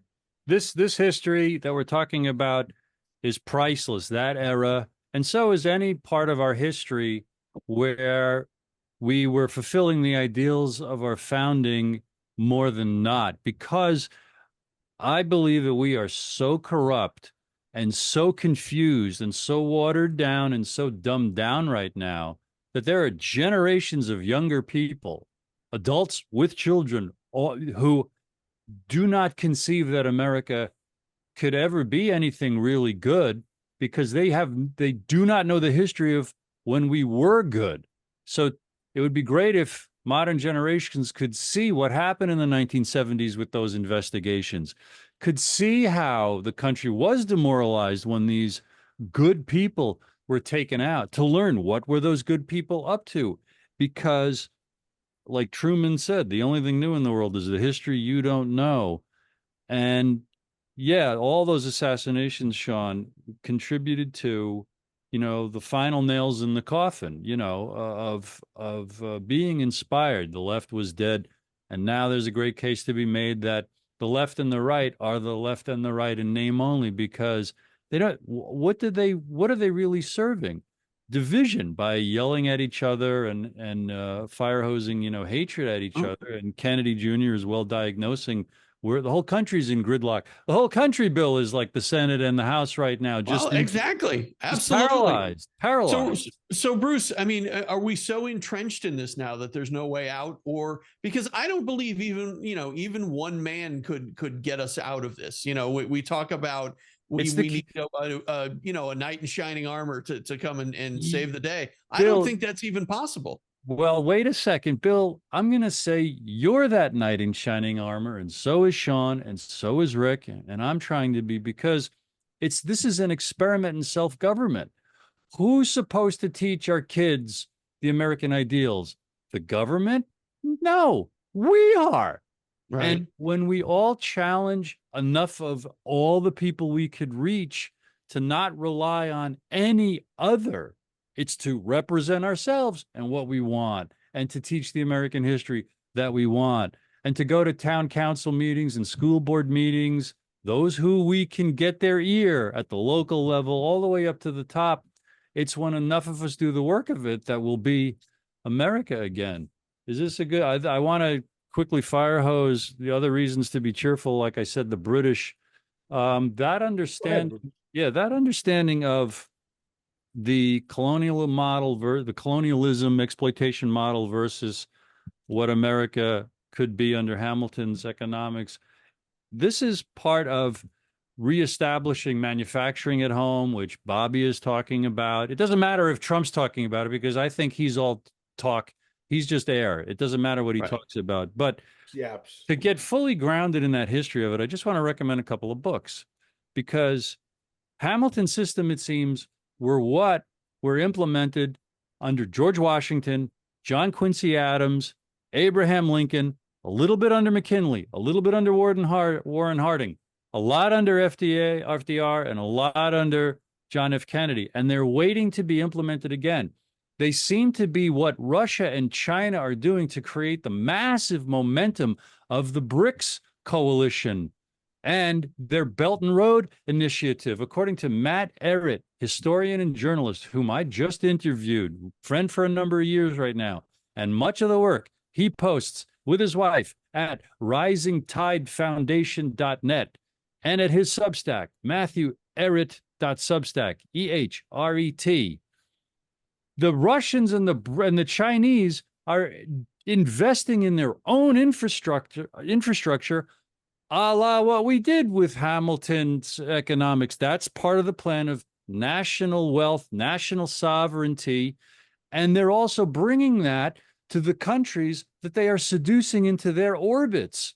India, in Africa, I believe also in South America and throughout Asia. Why? Because they're building up those countries to be independently wealthy. This does not justify what's totalitarian or awful or even subversive by their intelligence agencies. It doesn't justify, it doesn't wash away what they might be doing to infiltrate us at the border and with bad players, because just like us, Russia and China are wrestling with deep state operatives with different agendas that want to steer the country in different directions. But at the macro level, according to Matt Ehret, many times, 8 or 9 or 10 times in the last 15 years, both Putin and both China have begged the United States, please stop trying to be this world dominating empire. Please join us in the rational, sane development of a country's infrastructure and internal investment so that all people can thrive in health and happiness. So there's a lot going on, and the reasons to be cheerful is sane principles like that. There's unleash the power of life, which is reality, and love and energy, which wants to exist, wants to keep growing, and wants everyone to be in balance and harmony with each other, because that's not only physics, I believe those are spiritual principles. Bruce, you're spot on with Hamilton. I mean, in anybody who read Donald Gibson, Rick, you brought up Donald Gibson, his great book, Battling Wall Street. He mentions Hamilton quite a bit in the book. But you're spot on. And there's a great book by Nancy Spanhaus, Spannnaus, Nancy Spanhaus, called Hamilton versus Wall Street: The Principles of Alexander Hamilton's Economic System. Yeah. And Bill, do we gonna need to take one more break? Because I have one more topic here. No, we're good. Let's keep going. Okay, so we've been here a while, guys. We're over an hour, but there's one last topic, and I want to discuss this because you guys were talking about, Bruce, the importance of shows like us and importance of yourself and Rick writing books and getting the truth out to the people. And the problem is, one of the problems is that we don't have the reach that some of these other outlets have, and especially, even academia. And we talk about historians and what they're labeled, like the National Institute of Historians or whatever, Bruce. I heard one time that was founded by the Skull and Bones. Is that true? Do you have any knowledge of that? I don't have direct knowledge. I wouldn't be surprised, but it reminds me of the great work of your friend and mine, Paul Blow, about what's being taught in schools. And my God. you know. Absolutely. And it ties into my last story. I just want to talk to you guys about and get your feedback on this, but I was watching C-SPAN a couple of weeks ago and they had Frederick Lagerville on. I know you guys are probably familiar with him. He's labeled a historian. I've had some issues with him. I've seen him speak up in the JFK Library in Boston. And they had this other historian out, Mark Silverman, I believe his name was. I'm not too familiar with him, but they were talking about JFK's Vietnam policy. And I looked into the crowd and there was all different age groups in there, but there was a lot of young people, a lot of college age, 20 some, in the crowd. And what they were talking about, and they started talking about how JFK was going to withdraw. And I'm thinking, boy, this might be pretty good. They might be telling the truth here. But then Lagerville comes in and he says, I don't think Kennedy would have escalated the war in Vietnam, but he says he made it hard. He made it impossible for Johnson to get out. And I'm thinking, this is the same thing he set up in Boston. How is that possible?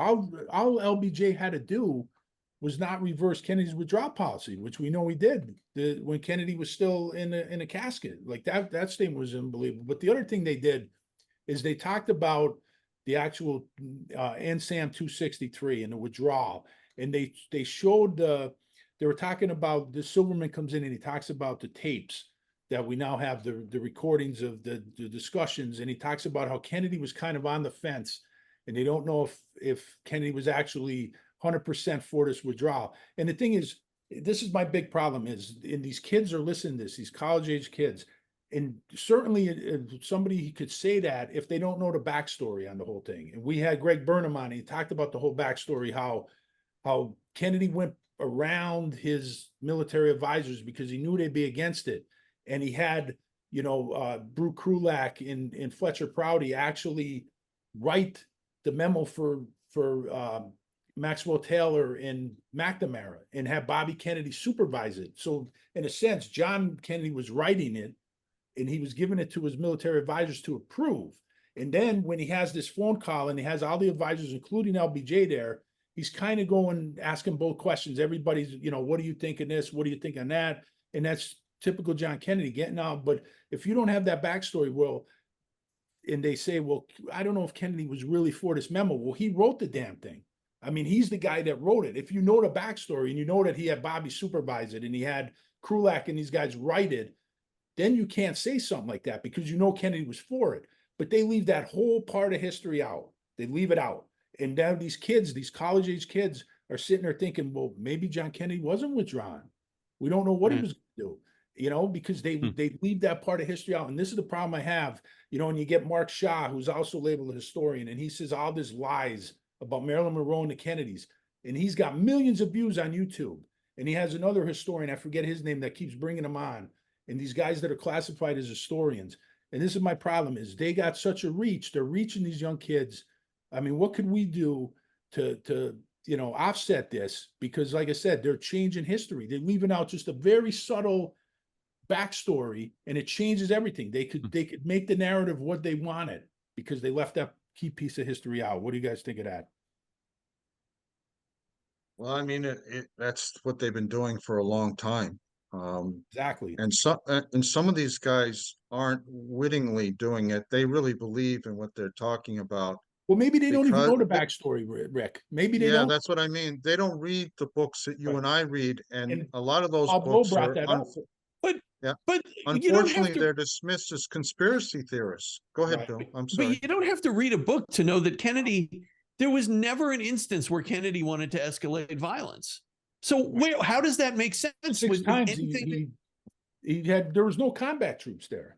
And Right. 6 times he was against Yeah, it. but the problem is, you remember John Newman, I think you had him on a podcast. We did. He talked about his public statements were very disappointing to him because they were a little wishy-washy, where he talked about remaining there, but at the same token saying it was their war, because he felt with Barry Goldwater or Nelson Rockefeller being his opponent, he didn't want to give them something they could use against them to call them soft on communism. Exactly. So his withdrawal plan was somewhat, it wasn't totally, but it was somewhat submerged. Sure. And a lot of people that weren't in the know didn't know about it.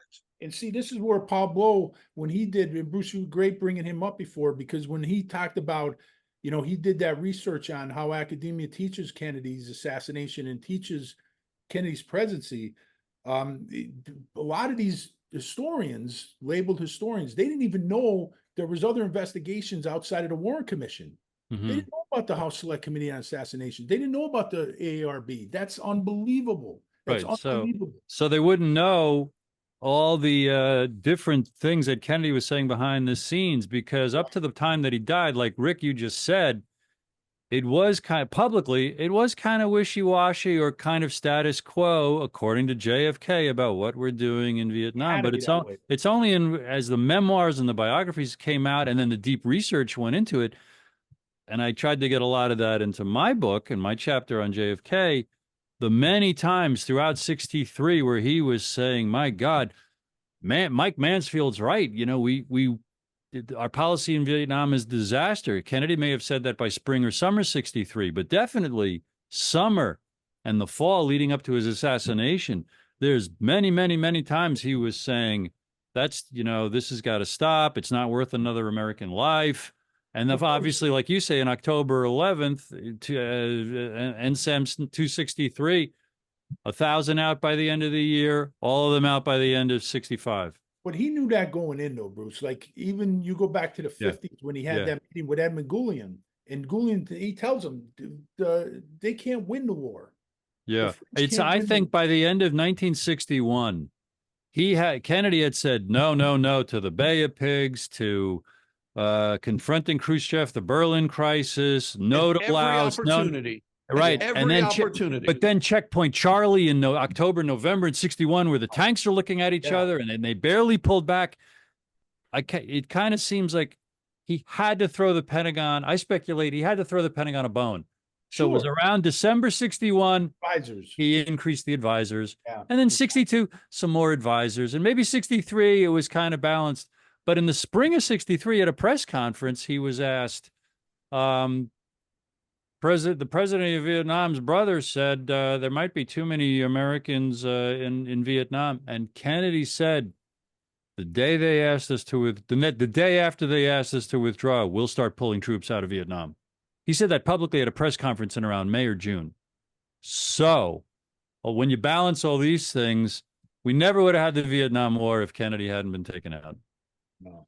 Also, Secretary Defense Conference, I think James D'Eugenio, I didn't mean to interrupt you, Sean. Go ahead. Go ahead. McNamara asked for a withdrawal plan, and I think it was May of 62. They came back with a plan, and he said, no, this isn't fast enough. This is too slow. Yeah. I think they said 67. Yeah. And he wanted them out earlier. I mean, that was stuff that was going on behind the scenes, and nobody knew about those conferences because they were classified. One of the things I want to mention, Bruce, when you talk about those advisors, I totally agree with you. Kennedy he even said, I can't say no to these guys all the time. That's it. And there's a difference between advisors and combat troops. But the one thing is, the number of advisors that Kennedy put there, the number's been inflated over the years and exaggerated, because Fletcher Prouty talked about this, where he says, you know, where presidents would put advisors in a region, okay, and then if, say, they're in Thailand or somewhere, and then they're moved into Vietnam by the Pentagon, those advisors would actually count to going into Vietnam for that president, even though they were put there by a different president. So a lot of those advisors were already in the region. Wow. And Kennedy just, you know, the Pentagon just moved them over. So he did increase the amount of advisors, but that number has been exaggerated. You know, that number's totally been exaggerated by. But right, Bill, go ahead. No, go ahead, Bruce. Well, then also that comes into the chess moves of were they moved into there to show Laos, oh, we trust you that you're going to be very neutral, because the neutrality of Laos rose and fell during Kennedy's years. So yeah, there's all kinds of factors as to how they got moved around. And it already, you know, you also think it is though, Bruce, when you talk about advisors. They talk about when Kennedy said it's their war. Well, an advisor is there to advise so they could eventually take it over completely. So you don't need American involvement there, right? So, I mean, you got to think of it that way too. Bill, it was so, go ahead. Sorry. Yeah. Bill, were you going to say something? The only thing I was going to follow up with, if Bobby hadn't been assassinated, how much faster? And I know at that point it would have been a lot more difficult, but how many thousands of American lives would have been saved? If Bobby became president in 68, 69? Yeah. I think half. My memory of my research is of the 56,000 or 58,000 that we lost, I think you're right. half of those followed Nixon's were in Nixon's presidency. So you could argue, about half. Right. If Bobby wouldn't have been able to reverse it, right? He wouldn't have been able to pull us out right away. We still not on a would have dime. Yeah, Right. yeah. But it would have been a lot faster than what Nixon did. Yeah. It would have been better for South Indochina, though. Nixon increased the bombing. Yeah, he escalated it. Nixon, Kissinger, and him Cambodia. expanded the wars secretly into Cambodia and Laos. Sure. Right. James Eugenia wrote about it, but I also put it in my books. The Khmer Rouge rose out of the ashes of the Cambodia campaign, and they killed another million of their people. So by the time the bloodbath was done, when Nixon signed the agreement in '73, 4 million Cambodians, Laotians, and Vietnamese were killed in that war. Yep. And more bombs were dropped in that war in Vietnam than in all the wars prior to that combined. I mean, it was despicable, and it was extremely damaging to the reputation of the United States. And let's not forget about Henry Kissinger's role in that too. Well, that's a whole. I want to reflect on something, Rick. You just reiterated about the body count, and this is going to be very dark. And then let's fish around for something optimistic as a conclusion, because I think, Sean, you're watching the duration here. Yeah, but our endless wars, the karma that America has created for ourselves is breathtaking. It's sobering.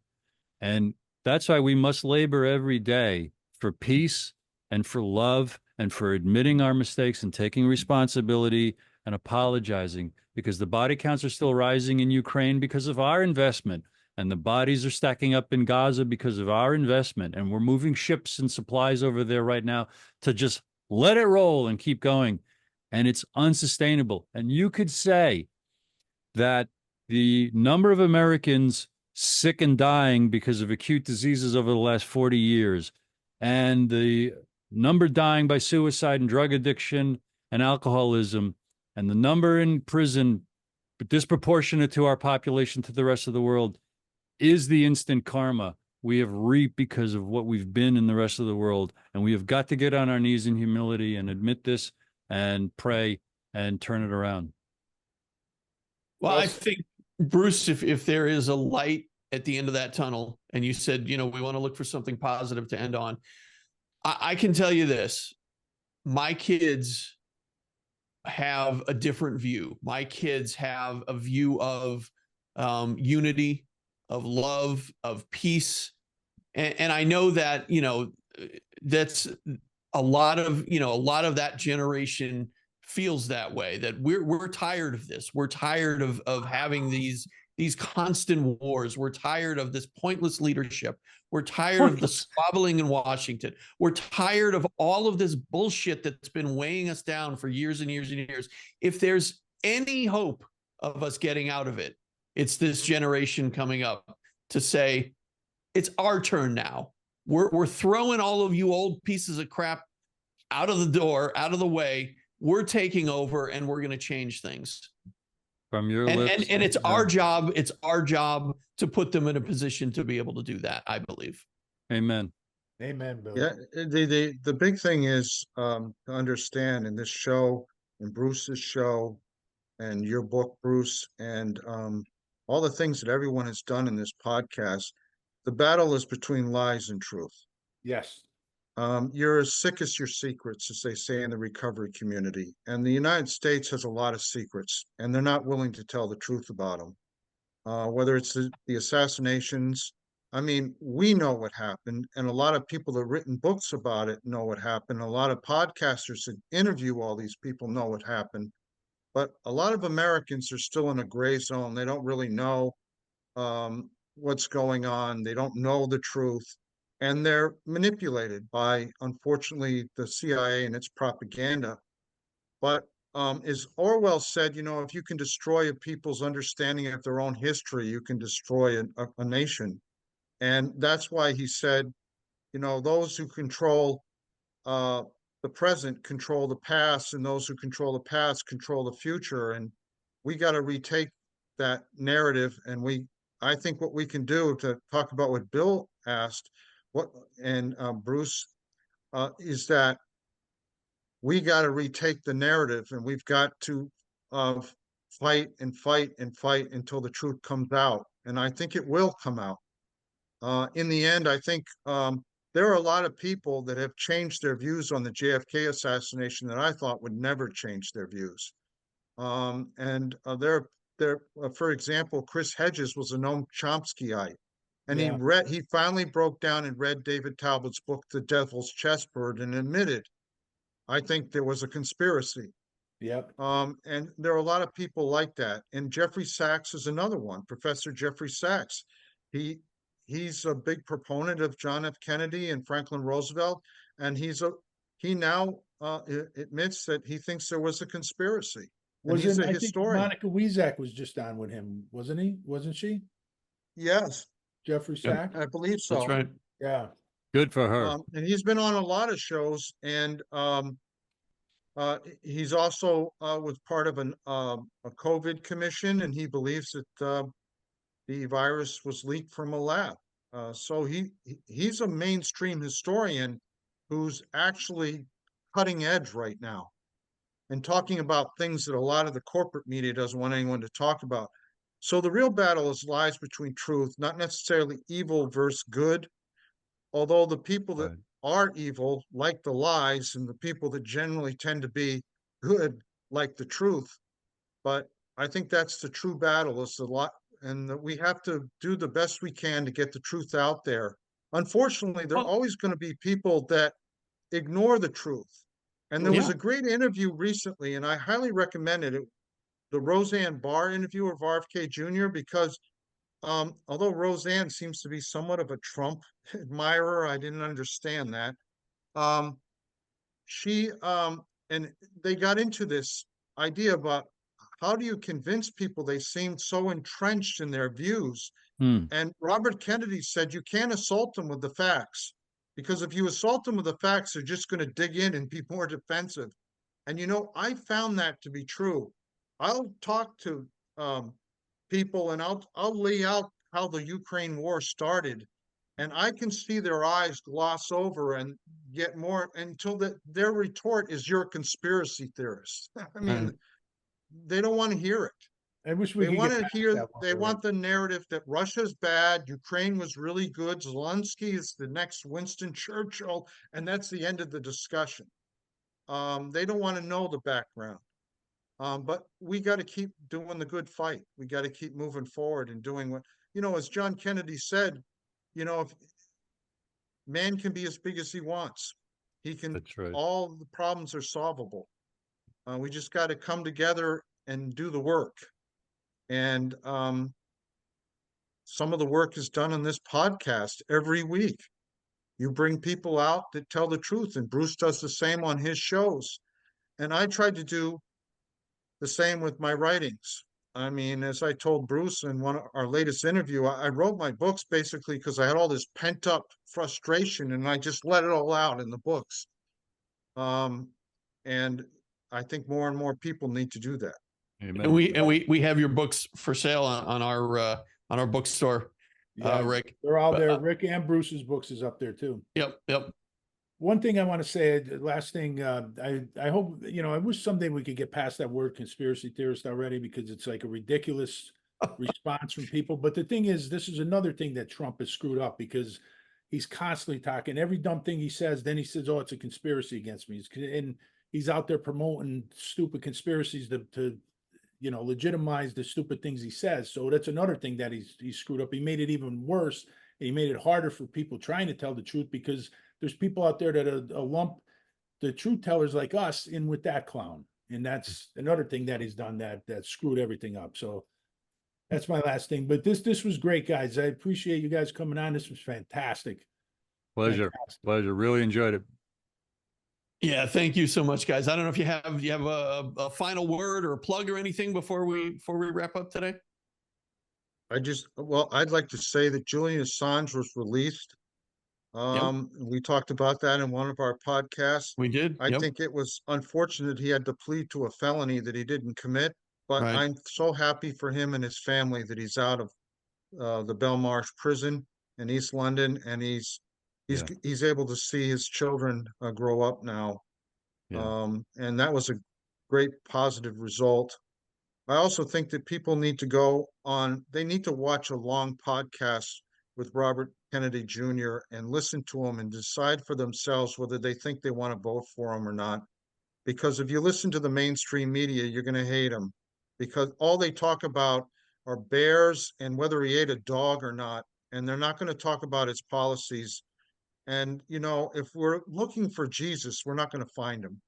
Jesus is not running in the election. He's never run in the election. And people need to get past that and realize that Robert Kennedy, through his recovery, has become more spiritually connected. He's become much more of a compassionate person. He's always been a courageous person, and I think he reflects the better angels of our nature that Lincoln referred to. And we need to support his candidacy. And when he becomes president, Bill, this is what I would say: we can't go and say, okay, all the problems are solved, and go back to watching what the Kardashians are doing. We need to keep doing podcasts like this and supporting podcasts like this and fighting and fighting and fighting and supporting him. Because look what President Kennedy did with the partial test ban treaty. At the beginning of the summer, most of the people were against it. He went out and campaigned for it, met with the senators, and by the end of the summer, he turned everyone around. Yeah. And the people supported him, and they wrote their congressmen and their senators, and the senators ended up voting. I think it was 81 to 19. I think one person didn't vote for that bill. And so it can happen. And look what the Freeze campaign did to Reagan. He backed off of his warmongering in his second term because of the Freeze campaign. So the people can rise up and make a difference, and we can't forget that. Yeah. One thing, And Rick, I just want to end on this. Billy said this before. Even if Jesus did come down, MAGA would deport him. they would label him a dangerous liberal, and they'd get, they'd deport him. Absolutely. Bruce, anything from you before we wrap? Yeah, I want to add about evaluating Kennedy to encourage people to think, what are our major problems? Evaluate all three candidates by this criteria. What are our major problems? Who's talking about those? What are they proposing? Who's talking about that? Who's proposing things that might actually solve or ameliorate those problems?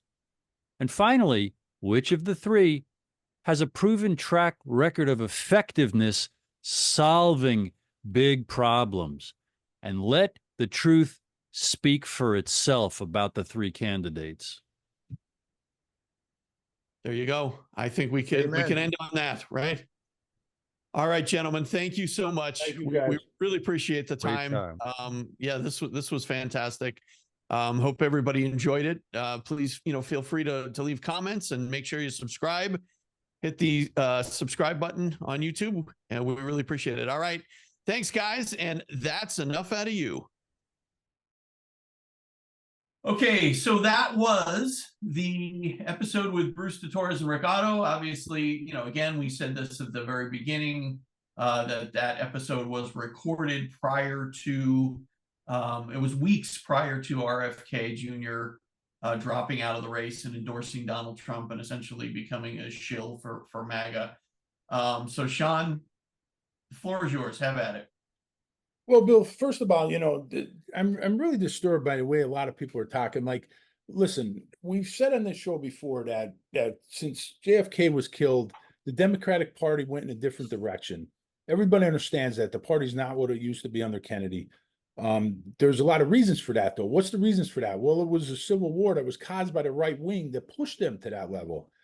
And it's amazing that, all those people, Allen Dulles, David Rockefeller, J. Edgar Hoover, Richard Helms, James Angleton, I could go on, all the people we talk about, Bill, Robert Mayhew, they're all right-wing, hardcore Republicans, all of them. And the thing is, there's this narrative that the Democratic Party is the bad guys now, and the Republican Party people are going towards the Republican Party, which I don't understand, because the Democratic Party changed, but you know what? The Republican Party is the trash that it's always been. It's never been for the people. Trickle down economics, was started with Reagan, was never about anything but helping the rich. I mean, all programs that ever helped the people, like Social Security, unemployment, I could go on, Billy, is all programs that were started by Democrats. So yes, the party a lot of people's not happy with the party, but that doesn't mean you go Republican, Billy. Okay, so I just want to get that out of the air, and it's just really disgusting to me. And the thing is, this election, Billy, is if you're in a swing state, Billy, right? I mean, if you're not in a swing state, vote for who you want. But if you're in a swing state, for me, this election is easy. It's simple. You're voting for Project 2025 or you're voting against it. Simple as that. Right. And Project 2025, Billy, we talked about it in this episode. It's pure fascism. That's what it is. And anybody who has kids, grandkids, whatever, why do you want them to live under that thing? And if you think Trump, you're going to believe Trump that he's has nothing to do with Project 2025, read it. His name is all over it. As people is all over. Why would you believe anything that Trump says, Billy?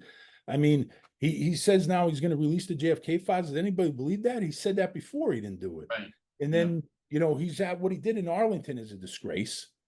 Oh, That was a total disgrace, Billy. Just total disrespect for the military, like always. And I'm just tired of Trump.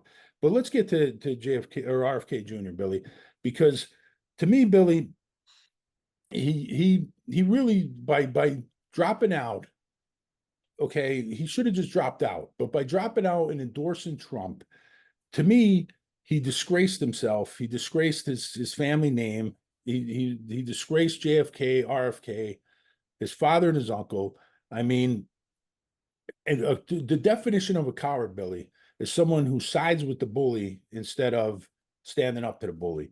And that's pretty much what he did. And when I saw his speech there, I didn't see some great speech like some others did. And if that's what they did, that's fine. I saw a broken man. I saw a guy who just, he wants to have his last hope of trying to accomplish something, and he just seems broken to me. And it goes back, Billy, we should have seen this coming, because when he came out, it wasn't just that he came out against the Palestinians with pro-Israel. It's the way he dehumanized the Palestinians, Billy, the way he talked about them like they were animals, like they're not even human. He totally dehumanized them. And the thing is that should have been a red flag for everybody. The other thing is Lisa Pease was friends with RFK Jr., and she backed away from him when stuff like that was happening, with the way he dehumanized the Palestinians. But also, Lisa Pease told him about her book. She told him what happened, and then he goes out and he didn't even get that right, Billy. He goes on Bill Maher, and he said there was a conspiracy, but he got the facts wrong. He didn't even get the facts right, because he didn't take the time to read Lisa's book and listen to her specific facts. So that doesn't help anybody. If you're saying there's a conspiracy, but you get all the facts wrong, what good is that? So there's a lot of red flags with this guy, Billy. And the thing is, there's two ways this is going to go down. Okay. If he helps Trump get elected, he's going to go down as the biggest traitor in American history. His name is going to be there with Benedict Arnold, in my opinion, or if Trump loses, nobody's going to care about RFK Jr. He's going to be a footnote, Billy. They're going to talk about him. They're going to make jokes at parties about him. He's the guy with worms in his head and eating bear on the side of the road and cutting up whales with a chainsaw. He's a footnote at a party. That's all he is. Yeah. And again, he stood with the bully instead of standing up to the bully. And if you're backing him, you're backing Project 2025. If you're backing Trump, he could have just dropped out. But no, he backed Trump. And Trump is not going to release the JFK files. He promised that before. And he's promising him he's going to put RFK to head of CIA. That's not going to happen. It's not going to happen. And everybody who's ever been in Trump's cabinet turns on him because he turns on them. Right. So, I mean, ask Mike Pence how it worked out for him. You know? So it's like, I don't believe anything Trump said. So again, RFK Jr., to me, he tarnished his whole family name in his place in history by siding with Trump. And the last thing I want to say, Billy, I'm going to quote the greatest movie of all time, Oliver Stone's JFK. You know, it says, when it looks like it, smells like it, you call it what it is, fascism. Yeah, And that's absolutely. all I got to say on that.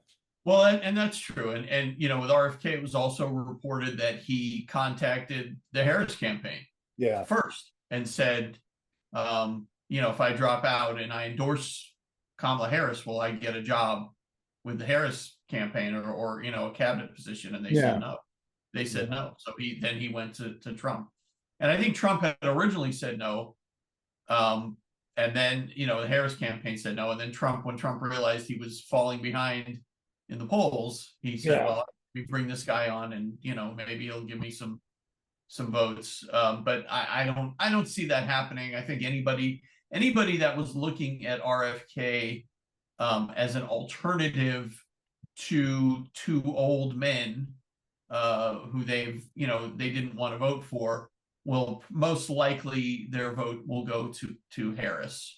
I mean, that just, to me, logically, that's what, you know, I would do. But I just, you know, you're right about RFK Jr. being a footnote. I don't think he has any type of influence. I really don't think that his campaign was significant at all. I don't think it was going to influence the election at all. And I don't think his endorsement is gonna, you know, his endorsement. It hasn't moved the needle. Hasn't moved the needle. No, and it won't. Go ahead, Ben. Go ahead. Yeah, no, and the second that, you know, that Trump doesn't need him anymore, he'll say that he never met him, that he doesn't know him. But just like he does with everybody else that, you know. Go ahead, Sean. Well, I just wanted to say, you know, one of the things when I told Rick and Bruce that we're going to keep this episode intact, we promised them that, and we're just going to say our opinion and stuff. And I told them what it is. And I told them my opinion on RFK Jr. They both know about it, so they're not going to be surprised when they hear this. But the one thing Rick told me, he says, I would expect nothing else, because the one thing about you and Bill is you guys, you know, say what you believe.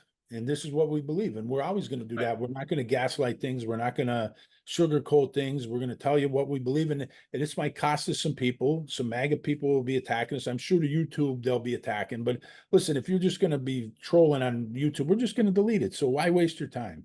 Right. And you know, the thing is, it might cost us some viewers. It might cost us some patrons because we lost them before for MAGA. But we're going to say what we believe, Billy. And this is what we truly believe. And again, to me, it's a vote. Project 2025, for or against. Simple as that. Yeah. You're voting for fascism or you're voting against it. And again, if you don't, go ahead, Sean. What people are going to say is I know a lot of people, especially the stuff we talk about, we're already living in a covert fascist state. And yeah, we are. But now this is going to be overtly. You know what I mean? So I just want to throw that out there. But go ahead, Billy. Yeah. And if you don't know what Project 2025 is, a lot of people have heard Project 2025, but they don't know what it is. I don't expect anybody to go out and read a 900-page. No, that's why we gave the page manifesto, right? But go and listen to this episode again. You know, make sure you understand exactly what you're voting for, because don't buy into the garbage that Trump doesn't know what it is. He doesn't, because he'll tell you in one sentence, in one breath, he doesn't know what it is, and the next breath he'll say, "There's a lot of things in there that I like."